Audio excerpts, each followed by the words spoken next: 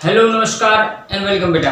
तो last lecture ની અંદર આપણે એસિડ અને બેઝ ના રાસાયણિક ગુણધર્મોની ચર્ચા કરવાની શરૂ કરી।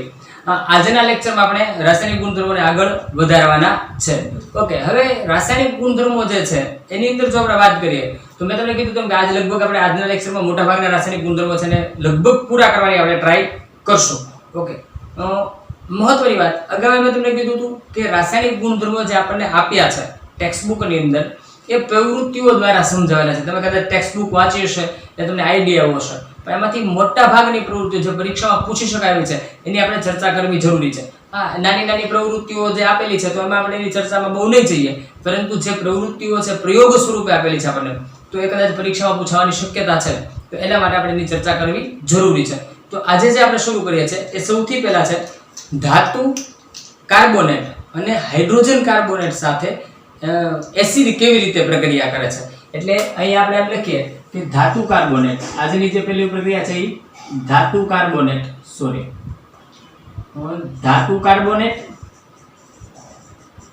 અને ધાતુના હાઇડ્રોજન કાર્બોનેટ જે હોય છે, ધાતુ હાઇડ્રોજન કાર્બોનેટ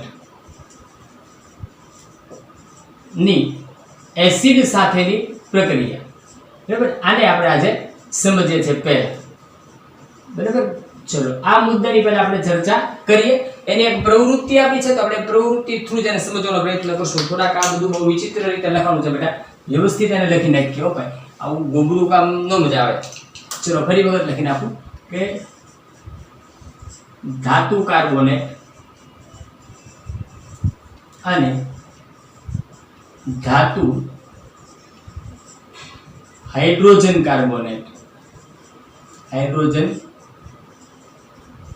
કાર્બોનેટની એસિડ સાથેની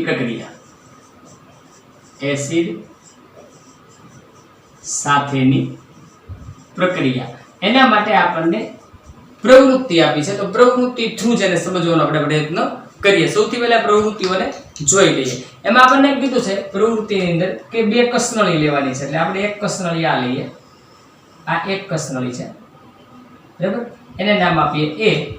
એક બીજી કસનળી લઈએ, એને નામ આપીએ બી। બે કસનળી લેવાની કીધી ટેક્સ્ટ બુક ની અંદર તમે જોશો તો એક જ આકૃતિ છે, તો હું તમને બંને જુદી જુદી આકૃતિ દ્વારા સમજાવવાનો પ્રયત્ન કરું છું। ઓકે, પછી શું કરવાનું છે તો એની અંદર એક કસનળીની અંદર આપણે સોડિયમ કાર્બોનેટનું દ્રાવણ લેવાનું છે। કોનું દ્રાવણ લેવાનું છે? સોડિયમ કાર્બોનેટ, એટલે કે Na2CO3 સોડિયમ કાર્બોનેટ। જે અણુસૂત્રો આપણને નથી આવડતા, નવા હોય તો એની યાદી બનાવતી રહેવી ફરજિયાત છે। ઓકે, એવી જ રીતે અહીંયા બાજુની જે કસનળી છે એની અંદર આપણે સોડિયમ હાઇડ્રોજન કાર્બોનેટનું દ્રાવણ લઈએ છીએ। આની અંદર જે દ્રાવણ લઈએ છીએ કયું છે બેટા? Sodium hydrogen carbonate. તો એનું સૂત્ર લખીએ NaHCO3 સોડિયમ હાઇડ્રોજન કાર્બોનેટનું દ્રાવણ આપણે આમાં લીધું છે। ઓકે, હવે શું કરશું તો એની અંદર આપણે 2 ml જેટલું હાઇડ્રોક્લોરિક એસિડ ઉમેરીશું। પહેલા આને બૂચ મારીને પેક કરો, બરાબર। ચલો ભૂલાઈ ન જાય એટલા માટે રેડી। ઓકે, ચલો સેમ અહીંયા આગળ। હવે આની અંદર બીજું આપણે શું એડ કરવાનું છે તો કે આની અંદર બીજું શું એડ કરશું આપણે? 2 ml હાઇડ્રોક્લોરિક એસિડ HCl। આમાં પણ 2 ml હાઇડ્રોક્લોરિક એસિડ એટલે કે HCl, આ બંનેનું દ્રાવણ આની અંદર ભરેલું છે। આની અંદરથી આપણે એક વિમોચન નળીને પસાર કરીએ। ચલો આ વિમોચન નળી છે, વિમોચન નળી આવી એટલે હવે તમને આઈડિયા આવી જવો જોઈએ કે અહીંયા કોઈ વાયુ ઉત્પન્ન થતો હોવો જોઈએ। ઓકે, એને એક બીજી કસનળીની અંદર અહીંયા એક બીજી કસનળી રાખવાની છે અને એ બીજી કસનળીની અંદર આપણે એક દ્રાવણ ભરીશું અને એ છે ચૂનાનું નીતરું પાણી, બરાબર। આ કસનળીને અહીંયા સુધી રાખીએ। ઓકે, સેમ અહીંયા આગળ પહેલા આકૃતિ બનાવી લઈએ। જો આવી આકૃતિ। ઓકે, તમારે સ્ટેન્ડ સાથે બનાવવાની છે, મેં તમને અગાઉ ગઈ વખતે લેક્ચરમાં ચર્ચા કરી હતી એ મુજબ। ઓકે, તો તમે એ બનાવી શકશો, બરાબર। આપણે તો આકૃતિ બી થઈ જાય અને તમને સરસ રીતે સમજાઈ જાય એવો પ્રયત્ન આગળ કરવાનો રહેશે। હવે એની અંદર આપણે શું કરીએ છીએ તો આ જે કસનળી બંને છે એની અંદર આપણે ચૂનાના પાણી જે છે, ચૂનાનું પાણી આમાં લેવાનું છે। આ છે ચૂનાનું પાણી, એટલે જે વાયુ આમાંથી ઉત્પન્ન થશે ક્યાંથી પસાર થશે? ચૂનાના પાણીની માંથી પસાર થશે। ઓકે, તો ચૂનાનું પાણી જેને આપણે કહે છે calcium hydroxide CaOH twice, calcium hydroxide. આની અંદર એનું દ્રાવણ છે CaOH ટ્વાઇસ એટલે કે કેલ્શિયમ હાઇડ્રોક્સાઇડ. બરાબર. પછી આપણે એમ કીધું છે કે આ પ્રવૃત્તિના અંતે જો શું કર્યું, આપણે જે વસ્તુઓ ગોઠવી, સાધનો ગોઠવી દીધા, હવે એ ચૂનાના પાણીમાંથી આ ઉત્પન્ન થતો વાયુ એમાંથી પસાર થશે. એટલે અવલોકનના આધારે આપણે એમ કીધું છે કે એનું અવલોકન કરો. તો અવલોકનના અંતે શું જોવા મળે છે તો કે ચૂનાનું જે પાણી છે એ કેવું બને છે, દૂધિયા રંગનું બને છે. બરાબર. શેના કારણે પ્રક્રિયા થઈ તો એક યાદ રાખજો, ચૂનાનું પાણી જ્યારે આવે તો કોઈ પણ પ્રક્રિયાની અંદર કાર્બન ડાયોક્સાઇડ વાયુ ઉત્પન્ન થતો હોય તો એ કાર્બન ડાયોક્સાઇડ વાયુને જો ચૂનાના પાણીમાંથી પસાર કરવામાં આવે તો એ દ્રાવણ છે દૂધિયા રંગનું બની જાય. કેવું બની જાય બેટા? દૂધિયા રંગનું બની જાય. એટલા માટે ઉત્પન્ન થતા કાર્બન ડાયોક્સાઇડ વાયુનું પરીક્ષણ કરવા માટે કેલ્શિયમ હાઇડ્રોક્સાઇડનો ઉપયોગ થાય છે. ખાસ યાદ રાખવાનું. બરાબર. તો અહીંયા આગળ પાણી કેવું બનશે? દૂધિયા રંગનું બની જશે. તો આના દ્વારા એ શું સમજાવવા માંગે છે? આ પ્રવૃત્તિ આપણને આપી છે, એના દ્વારા શું સમજાવવા માંગે છે? આપણે એક એક મુદ્દાને લગતા જશું, સાથે સાથે સમજતા જશું. એમ સમજાવવા માંગે છે કે એ જુઓ, આ કાર્બોનેટ છે, ધાતુનો કાર્બોનેટ, ધાતુ સોડિયમ એનો કાર્બોનેટ, સોડિયમ કાર્બોનેટ. બીજો છે ધાતુનો હાઇડ્રોજન કાર્બોનેટ છે, એટલે કે આ સોડિયમ એનો hydrogen carbonate, sodium hydrogen carbonate. બરાબર. તો ધાતુના કાર્બોનેટ હોય કે ધાતુના હાઇડ્રોજન કાર્બોનેટ હોય, એ એસિડ સાથે પ્રક્રિયા કરશે એટલે અહીંયા જે વાયુ ઉત્પન્ન થયો છે શું દર્શાવે છે? કાર્બન ડાયોક્સાઇડ વાયુ ત્યાં ઉત્પન્ન થાય છે એવું સૂચવવાનો પ્રયત્ન આ પ્રવૃત્તિ દ્વારા આપણને થયેલો છે. હવે તમે તમારી રીતે પ્રવૃત્તિ વાંચજો એટલે મેં જે તમને વાત કરી છે તમને આઈડિયા આવી જશે. આજે આપણે પ્રવૃત્તિ લખવાની નથી, પ્રવૃત્તિ મેં તમને ગઈકાલે સમજાવી છે. બરાબર. તો એનું વર્ણન કેવી રીતે થાય ઓલરેડી તમારી ટેક્સ્ટ બુકમાં આપેલી છે, એટલે એને સરસ રીતે વાંચી લેજો. આપણે એના ગુણધર્મો ઉપર ધ્યાન આપીએ. તો અહીં આગળ આપણે શું કર્યું વાત કરીએ તો કસનળી A ની અંદર કઈ પ્રક્રિયા થઈ એ આ પ્રક્રિયાને આપણે સમજીશું. તો સૌથી પહેલા વાત કરીએ કસનળી A. કસનળી A ની અંદર જે પ્રક્રિયા થઈ છે એ પ્રક્રિયાનું સૌથી પહેલા વર્ણન કરીએ. કોની વચ્ચે પ્રક્રિયા થઈ તો કે સોડિયમ કાર્બોનેટ, એક આ sodium carbonate Na2CO3 sodium carbonate ની પ્રક્રિયા થાય છે. કોની સાથે પ્રક્રિયા? સોડિયમ કાર્બોનેટ એ સોલિડ ફોર્મમાં S લખો બાજુમાં. કોની સાથે પ્રક્રિયા થઈ એની અંદર આપણે શું ઉમેર્યું હતું તો કે હાઇડ્રોક્લોરિક એસિડ ઉમેર્યું હતું. અહીંયા લખી નાખો HCl હાઇડ્રોક્લોરિક એસિડ, એની સાથે પ્રક્રિયા થઈ. બરાબર છે. હાઇડ્રોક્લોરિક એસિડ સાથે પ્રક્રિયા થઈ. તો એના પછી પ્રક્રિયાને અંતે શું મળે છે તો કે આપણને એક તો મળશે sodium chloride NaCl plus H2O એટલે કે પાણી અને પ્લસ કાર્બન ડાયોક્સાઇડ વાયુ. આ ત્રણ નિપજો પ્રાપ્ત થાય છે. પણ હવે પ્રક્રિયા છે તો એટલે બેલેન્સ કરવી જરૂરી છે. ચલો ફટાફટ બેલેન્સ કરીએ. અહીંયા સોડિયમ 2 છે બેટા, અહીંયા સોડિયમ 1 એટલે અહીંયા ફેરવીને 2 મૂકો, થઈ ગયા. ઓકે. તો અહીંયા આગળ જો ક્લોરીન 2 થાય છે, અહીંયા ક્લોરીન 1 જ છે, અહીંયા પણ ક્લોરીન 2 કરી નાખો તો હાઇડ્રોજન 2 છે, અહીંયા હાઇડ્રોજન 2 છે. હવે કાર્બન અહીંયા 1 છે, અહીંયા કાર્બન 1 થઈ ગયું. ઓક્સિજનની ગણતરી કરો 3 છે તો અહીંયા આગળ જુઓ 1 અને 2 3 એટલે પ્રક્રિયા બેલેન્સ થઈ ગઈ. ઓકે. તો આ વાત કરીએ આપણે કસનળી A ની અંદર. કસનળી A માં પ્રક્રિયા થઈ. કોના વચ્ચે પ્રક્રિયા થાય છે તો કે સોડિયમ કાર્બોનેટ અને એસિડ ની વચ્ચે પ્રક્રિયા થાય તો બને શું તો કે સોડિયમ ક્લોરાઇડ, પાણી અને કાર્બન ડાયોક્સાઇડ ઉત્પન્ન થાય છે. ઓકે. કસનળી B માં શું પ્રક્રિયા થઈ છે એની વાત કરીએ. હવે જુઓ, હવે જે વાત છે કોની છે? કસનળી B. આ B કસનળીની અંદર કોણ હતું કે સોડિયમ હાઇડ્રોજન કાર્બોનેટ, એ લખો સોડિયમ હાઇડ્રોજન કાર્બોનેટ. ઓકે. તો પ્લસ એની પ્રક્રિયા કોની સાથે થઈ છે? હાઇડ્રોક્લોરિક એસિડ સાથે. તો અહીંયા નિપજો શું બનશે બેટા તો કે સોડિયમ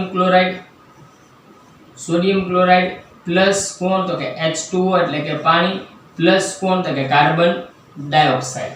રેડી? ઓકે. ચલો આટલું કામ થઈ ગયું. હવે જો આને પ્રક્રિયાને બેલેન્સ છે કે નહીં તપાસી લઈએ. અહીંયા સોડિયમ 1 છે, અહીંયા સોડિયમ 1, હાઇડ્રોજન 1, હાઇડ્રોજન 2 સોરી 1 ને 1 2, અહીંયા આગળ 2, ઓક્સિજન 3, ઓક્સિજન 1 ને 2 3, પછી ક્લોરીન 1, ક્લોરીન 1 એટલે પ્રક્રિયા બેલેન્સ છે. બંને બાજુ તમે ચેક કરી લેજો તમારી રીતે પ્રક્રિયા બેલેન્સ છે. તો આમાં કાંઈ હળીહંચા કરવાના નથી. સમજાઈ ગયું ને? હા.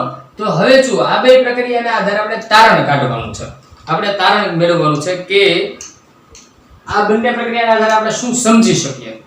તો આપણે જો આપણે મુદ્દો છે મેઈન છે શું છે કે ધાતુના કાર્બોનેટ અથવા તો ધાતુના હાઇડ્રોજન કાર્બોનેટની એસિડ સાથે પ્રક્રિયા થાય તો શું થાય? તો પહેલામાં જુઓ, આ કોણ છે? ધાતુ carbonate. Yes or no? Yes. આ ધાતુના હાઇડ્રોજન કાર્બોનેટ, એટલે આ કાર્બોનેટ છે, આ હાઇડ્રોજન કાર્બોનેટ છે.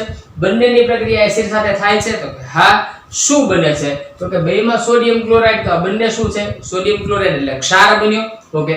બંનેમાં પાણી બને છે તો કે હા. બંનેમાં કાર્બન ડાયોક્સાઇડ બને છે તો કે હા. તો એના આધારે આપણે એક નિર્ણય પર આવી શકીએ કે ધાતુ કાર્બોનેટ અથવા તો ધાતુના હાઇડ્રોજન કાર્બોનેટ છે એ એની પ્રક્રિયા એસિડ સાથે થાય એટલે શું બને? ક્ષાર, પાણી અને કાર્બન ડાયોક્સાઇડ. આપણો નિર્ણય છે. પણ આપણે જે બીજી બધી પ્રક્રિયાઓ કરી છે એને પણ સાથે સમજીએ. ત્યાં કઈ કઈ પ્રક્રિયાઓ હતી, બધી જ પ્રક્રિયાઓ આપણે સમજી લઈએ, પછી એના તારણો પર જઈએ. પછી આપણે શું કર્યું હતું કે આ જે અહીંયા વાયુ ઉત્પન્ન થાય છે એને આપણે આ કસનળીમાંથી પસાર કર્યો. એ કસનળીમાં કોણ હતું? Calcium hydroxide. તો કેલ્શિયમ હાઇડ્રોક્સાઇડ ની અંદર કોણ આવ્યું? અહીંયા કાર્બન ડાયોક્સાઇડ આવ્યો. તો એની વચ્ચે કઈ પ્રક્રિયા થઈ એને પહેલા આપણે સમજી લઈએ. તો અહીંયા આગળ કસનળીમાં જે એમાં પ્રક્રિયા થાય છે ત્યાં આગળ ઉત્પન્ન થયેલા કાર્બન ડાયોક્સાઇડની, બરાબર, જ્યારે એને ચૂનાના પાણીમાંથી પસાર કરવામાં આવે, ઉત્પન્ન થયેલા વાયુને ચૂનાના પાણીમાંથી પસાર કરવામાં આવે ત્યારે કઈ પ્રક્રિયા થાય છે? તો ચૂનાનું પાણી છે અંદર, એટલે ચૂનાના પાણીનું સૂત્ર શું આવશે? તો કે CaOH ટ્વાઇસ, એટલે કે કેલ્શિયમ હાઇડ્રોક્સાઇડ. એમાંથી પસાર કોણ થાય છે? Carbon dioxide. પ્રક્રિયાના અંતે શું મળશે આપણને? તો કે આ બેની વચ્ચે પ્રક્રિયા થશે એટલે શું બનશે? તો કે કેલ્શિયમ કાર્બોનેટ CaCO3 પ્લસ પાણી એટલે કે H2O. ચલો હવે પાછા ચેક કરો, બેલેન્સ છે કે નહીં પ્રક્રિયા આમ જોવું પડશે ને. તો અહીંયા કેલ્શિયમ 1 છે, કેલ્શિયમ 1 છે, સોરી અહીંયા બેટા CO2 કાર્બન ડાયોક્સાઇડ વાળી ભૂલ થઈ હો, CO3 લખાયું હતું, બરાબર. પછી જો અહીંયા આગળ હવે કેલ્શિયમ 1, કેલ્શિયમ 1, ઓક્સિજન આવે છે તો ઓક્સિજન ગણો 2 અને 2 4 ઓક્સિજન, 3 ને 4 ઓક્સિજન, હાઇડ્રોજન 2, બરાબર, હાઇડ્રોજન 2 થઈ ગયું. રેડી? ઓકે. કાર્બનની સંખ્યા ગણો, 1 અહીંયા છે, 1 અહીંયા છે, એટલે પ્રક્રિયા બેલેન્સ છે. તો પ્રક્રિયાને બેલેન્સ કરવાની જરૂર નથી. કહેવાનો અર્થ શું છે કે જ્યારે કેલ્શિયમ હાઇડ્રોક્સાઇડમાંથી કાર્બન ડાયોક્સાઇડ વાયુ પસાર થાય ત્યારે કેલ્શિયમ કાર્બોનેટના સફેદ કલરના અવક્ષેપ મળે છે. કેવા? સફેદ અવક્ષેપ. હવે અવક્ષેપ એટલે તમને ખબર હોવી જોઈએ, કેમ કે ચેપ્ટર નંબર 1 માં મેં તમને અવક્ષેપ વિશે સમજાવ્યું હતું, બરાબર ને. તો અહીંયા જો સફેદ કલરના અવક્ષેપ બને છે. ચલો એક કામ કરો, કોમેન્ટમાં જવાબ આપજો મને, અવક્ષેપ એટલે શું, અથવા તો અવક્ષેપ કોને કહેવાય? ઓકે, એ તમારા કોમેન્ટમાં મને જવાબ આપવાનો છે. ચલો, ઓલરેડી આપણે પહેલા ચેપ્ટરમાં શીખ્યા છે એ સફેદ કલરના અવક્ષેપો મળશે, પરંતુ હજી જો આ પ્રક્રિયાના અંતે જો હજી વધારે એમાંથી કાર્બન ડાયોક્સાઇડ વાયુ પસાર કરવામાં આવે, આમાં પ્રક્રિયા, દાખલા તરીકે જો કેલ્શિયમ હાઇડ્રોક્સાઇડમાંથી કાર્બન ડાયોક્સાઇડ પસાર કરીએ એટલે કેલ્શિયમ કાર્બોનેટ અને પાણી બને. આ નિપજો બની, આમાં હજી કાર્બન ડાયોક્સાઇડ પસાર કરવામાં આવે તો શું થાય? તો અત્યારે આપણે આગળ કોણ છે બન્યું હતું? કોણ? તો કે કેલ્શિયમ કાર્બોનેટ. બીજું કોણ હતું? તો કે પાણી અર્થાત ભૂ. એમાંથી કોને પસાર કરવાનો? કાર્બન ડાયોક્સાઇડને. તો શું પ્રક્રિયા થાય? તો કે આ પ્રક્રિયાના અંતે શું બનશે? Calcium hydrogen carbonate. શું બનશે?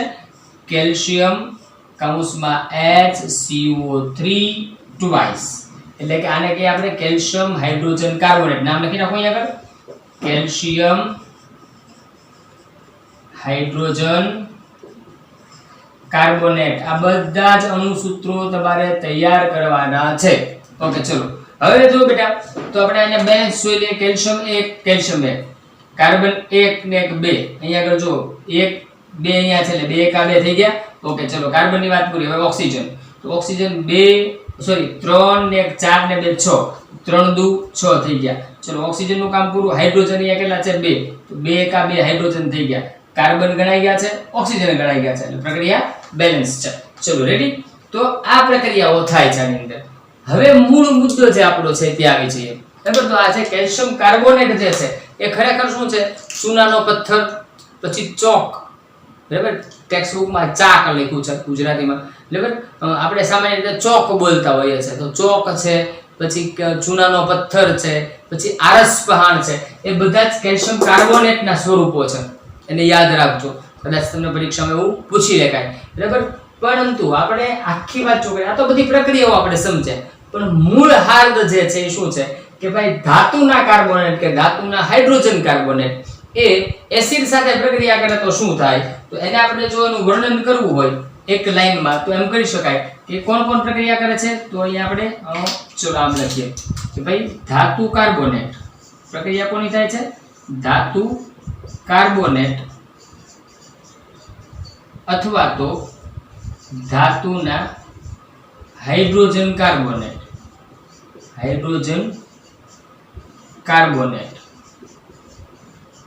એની પ્રક્રિયા કોની સાથે થાય? તો કે એસિડ સાથે થાય. એસિડ સાથે પ્રક્રિયા થાય એટલે બને શું? એના અંતે પ્રક્રિયાના અંતે શું બનશે? તો કે એક તો ક્ષાર પ્લસ પાણી પ્લસ કાર્બન ડાયોક્સાઇડ બનશે. બરાબર, આ યાદ રાખવાનું છે. ટૂંકમાં યાદ રહી જાય આપણને કે ભાઈ ધાતુ કાર્બોનેટ ધાતુના હાઇડ્રોજન કાર્બોનેટ સાથે એસિડની પ્રક્રિયા થાય તો શું થશે. ઓકે, ચલો તો આ ગુણધર્મ તમારા માટે ક્લિયર હશે. હવે ત્યાંથી આગળ જઈએ.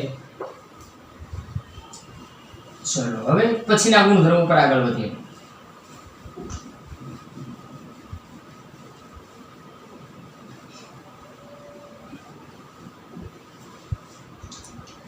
ઓકે, ચલો તો હવે જે વાત કરવાની છે આપણે એના પછીનો મુદ્દો છે.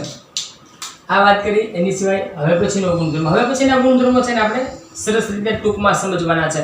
જુદા જુદા હજી 4 ગુણધર્મો છે. એના માટે હવે જે છે એ પ્રવૃત્તિ નંબર તમારે આવશે 2.6.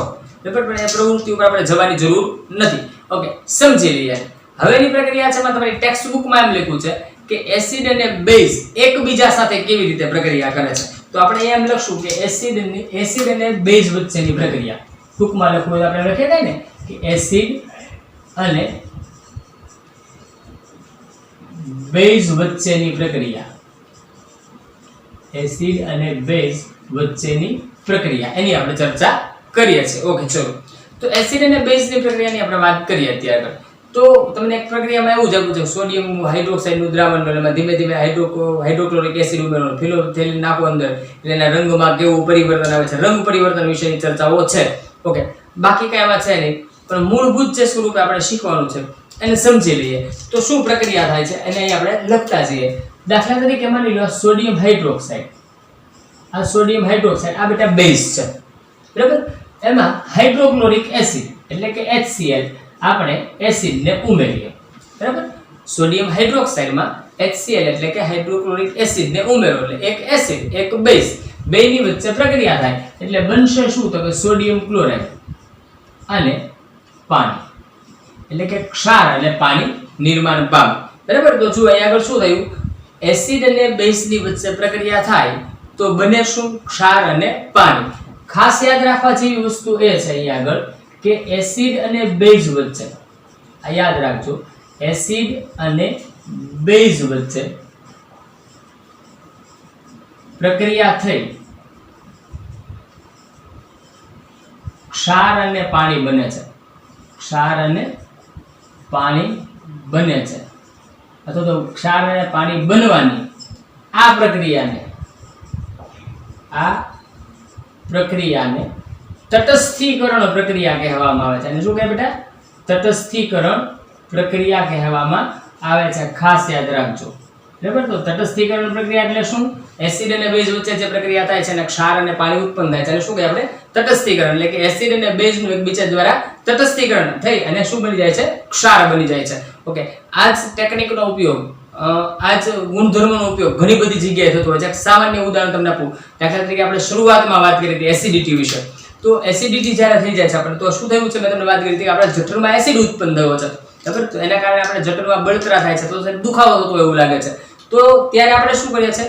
ત્યારે બેઝિક ગુણધર્મો વાળા પદાર્થો આપવામાં આવે છે. બરાબર, એટલે કે ખાવાનો સોડા છે, એ ખાવાના સોડાનું દ્રાવણ આપવામાં આવે કોઈ વ્યક્તિને એસિડિટી થઈ હોય એને, તો એસિડ છે આપણે આપ્યું શું? બેઝ. તો એસિડ અને બેઝ વચ્ચે પ્રક્રિયા થાય તો બની જાય શું? ક્ષાર અને પાણી. બરાબર, ત્યાં ક્ષાર ઉત્પન્ન થશે અને પાણી બની જશે તો એને એસિડિટીમાં રાહત મળી જશે. તો આ સરસ મજાનો ગુણધર્મ છે ને યાદ રાખવાનું. ટૂંકમાં આ ગુણધર્મને લખવું હોય તો શું લખી શકાય આપણે? ચલો તો આપણે એમ લખાય કે એસિડ